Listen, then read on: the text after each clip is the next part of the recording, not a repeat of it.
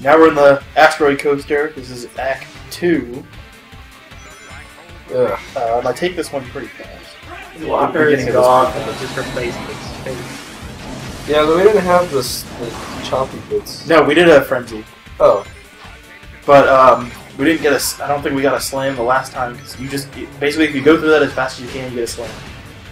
It's just cool. Well, that's the thing we need. Wow, I'm blown away. Simply just unrecoverable. Yeah, that's the limit of my extreme scaling for this one. Oh, well, you said it went by pretty fast, so there's really probably not a whole lot of opportunity for you to show off. No, but they even put rings up there to be like, oh, you want to go back up now. Down is death. Well, when it starts blinking and there's no floor. I mean, they don't put an exclamation point, but it seems obvious. Yeah. Here's that nefarious hill that you just pulled right on, even though it's going into the screen. You just orbited a fucking planet. Man, this is creepy. There's nothing unusual about this part. It's just Still blown away by people who think this game is crap. I don't fully understand. Frenzy, it actually isn't easy to control at all. It's actually impossible to control. Even coming back to a game that I just have no idea. Well, you're doing a whole lot better than you did in the original. Yeah, but I still have no idea what makes it move. Presumably it's wispiness, maybe it's legs. Probably wispiness. It's hunger. Deciding Moves by the force of hunger. This section blows. No, it's just I kind of play it the same as I played it in the video, so there's nothing really that much to it. The big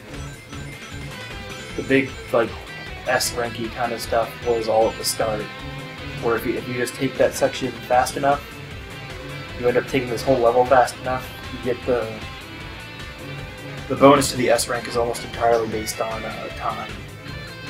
Because they expect you to take a lot longer in this video than in this level than I do.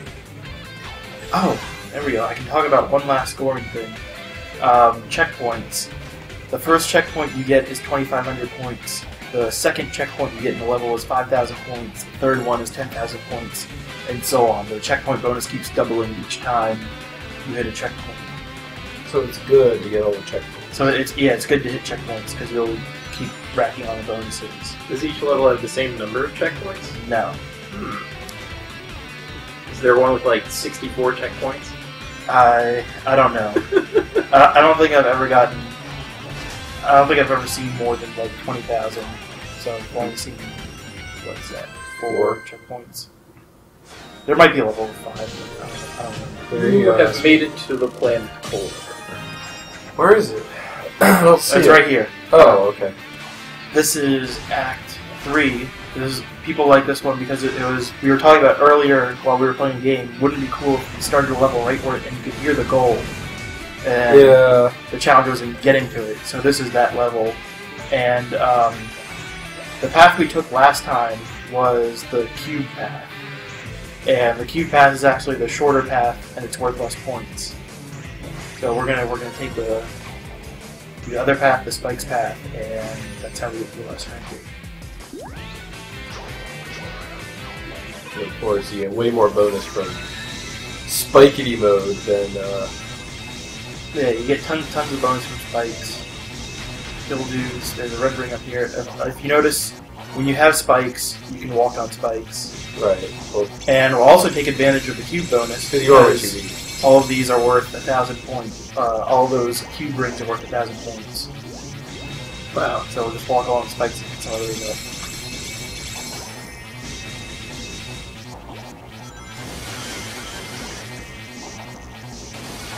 And if you had cube, you would break the you'd break the barrier there and go to the goal. There's more stuff to do. It's all basically reward stuff rewarding you for choosing spikes instead of cube. A whole mess of rings. Rings up here. Does it S rank you if you just finish really quickly? There, if you just went in like turbo ran for the cube and got that power and then got to the checkpoint. No, I don't think you could build up enough points. This was actually kind of hard to S rank, getting enough points and then doing it fast enough to finish, because I think the time over happens at 2 minutes, and then you'll get no bonuses when you hit the end here. Oh shit. We're on Act 6, the coaster level. This one's got a fun beginning if you start looking for you're hungry for points. Hungry for fun. I was hungry. If you're just hungry. Is there anything yet for me? No, we left that all on board. board too. Hunger happen? Oh yeah, that was the other dude. I can survive. Yeah. But anyway, you jump off here on purpose to go to this asteroid field, and then go to the left instead of the right. And this is a secret roller coaster? This is a secret roller coaster. Employees only. One of the backup coasters that they have on the side. Yeah, it sends you straight down into the abyss. Well, then finished. But you get a red ring and a whole bunch of those rainbow rings. It's like every coaster I made a roller coaster tycoon. Like you go up a loop and then it just stops and it flies off, and then I go, yay! They all died, and my park was a shitload of money. You know, I don't care. I'll start a new one. Like I'm this psycho guy who they keep giving money to make parks. Couldn't you also just like not make a park in Roller Coaster Tycoon and just play with the coaster editor? Yeah. I feel like that's what I always did. Is I always just played with the coaster editor and made coasters that were ill thought out.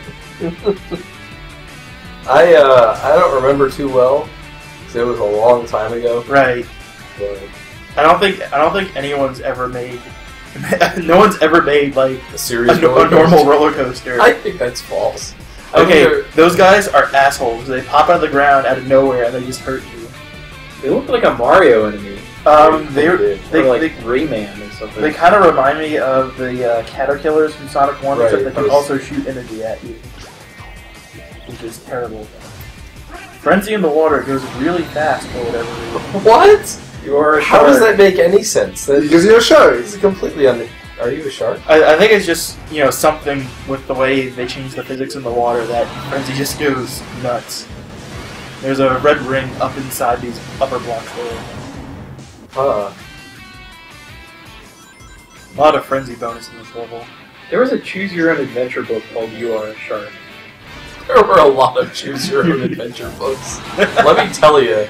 There's one where you shrink down so far that you find out that inside of like quarks or whatever is galaxies, and then you become larger than the universe. Ah, excellent. Yeah. Is that the good end or the bad end? I don't know. It was. There's not like there's a whole bunch of ends in these things usually, so it might be just an end. Yeah, here I'm getting some mileage out of Frenzy bonus. We're actually almost at the end of the level. Problem with the book You Are a Shark is that it was supposed to start like 8 a.m. day one. If I open a book called You Are a Shark, it better be like the first page describing how I turned into a shark. But no! It goes for 8 pages about some like spirit journey, and then you can become any animal, and you're not a shark. So I died as a fly, and there's a... Wait, it's called You Are a Shark. Why would you choose to not be a shark and then choose? It doesn't say turn into a fly, turn into a shark. It says like you do this ambiguous choice. Right, something over there. And I'm sorry everyone, but I wasn't able to kill it all without getting hit. I got hit once in that last spin. Wait, that's an enemy? Which is super fast. Yeah, it's a mini boss. Oh. It's kind of dumb. I couldn't tell. I thought it was just a... obstacle? Yeah. I thought so too. It's kind of like stage obstacle. I was trying to figure out where to go, but it's the observer. Well, no, like halfway through I remembered it. Yeah, good old mini bosses. And that's it for all the World Super Plays. We'll see you in another video.